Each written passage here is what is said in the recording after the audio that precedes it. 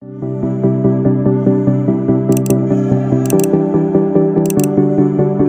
Suci Perjanjian Lama, Kitab Ayub bab 1. Kesalehan Ayub dicoba.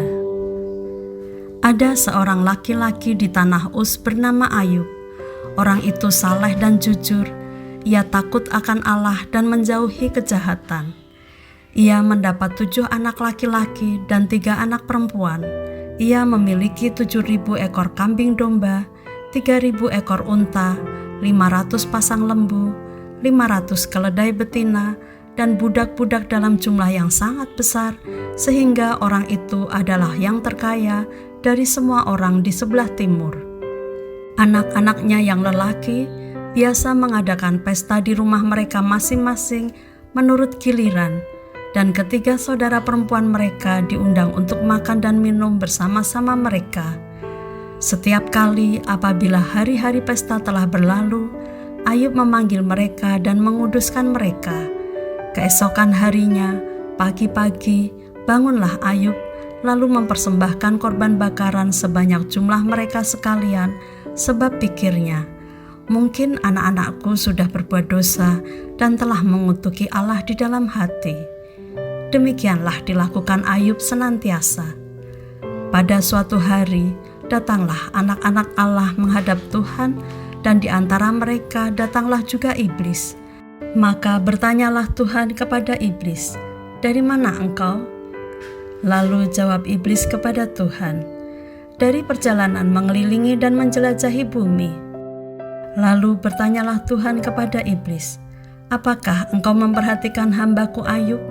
Sebab tiada seorang pun di bumi seperti dia, yang demikian saleh dan jujur, yang takut akan Allah dan menjauhi kejahatan." Lalu jawab iblis kepada Tuhan, "Apakah dengan tidak mendapat apa-apa Ayub takut akan Allah? Bukankah engkau yang membuat pagar sekeliling dia dan rumahnya, serta segala yang dimilikinya? Apa yang dikerjakannya telah kau berkati, dan apa yang dimilikinya makin bertambah di negeri itu. Tetapi ulurkanlah tanganmu dan jamahlah segala yang dipunyainya, ia pasti mengutuki engkau di hadapanmu." Maka firman Tuhan kepada iblis, "Nah, segala yang dipunyainya ada dalam kuasamu, hanya janganlah engkau mengulurkan tanganmu terhadap dirinya." Kemudian pergilah iblis dari hadapan Tuhan. Pada suatu hari, ketika anak-anaknya yang lelaki dan yang perempuan makan-makan dan minum anggur di rumah saudara mereka yang sulung, datanglah seorang pesuruh kepada Ayub dan berkata, "Sedang lembu sapi membajak dan keledai-keledai betina makan rumput di sebelahnya, datanglah orang-orang Sheba menyerang dan merampasnya, serta memukul penjaganya dengan mata pedang. Hanya aku sendiri yang luput, sehingga dapat memberitahukan hal itu kepada Tuan." Sementara orang itu berbicara, datanglah orang lain dan berkata, "Api telah menyambar dari langit dan membakar serta memakan habis kambing domba dan penjaga-penjaga.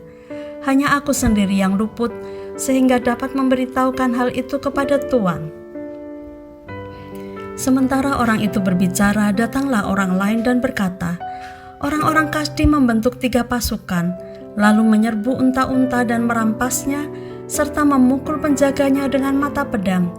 Hanya aku sendiri yang luput, sehingga dapat memberitahukan hal itu kepada Tuan." Sementara orang itu berbicara, datanglah orang lain dan berkata, "Anak-anak Tuan yang lelaki dan yang perempuan sedang makan-makan dan minum anggur di rumah saudara mereka yang sulung. Maka tiba-tiba angin ribut bertiup dari seberang padang gurun. Rumah itu dilandanya pada 4 penjurunya, dan roboh menimpa orang-orang muda itu, sehingga mereka mati. Hanya aku sendiri yang luput, sehingga dapat memberitahukan hal itu kepada Tuan."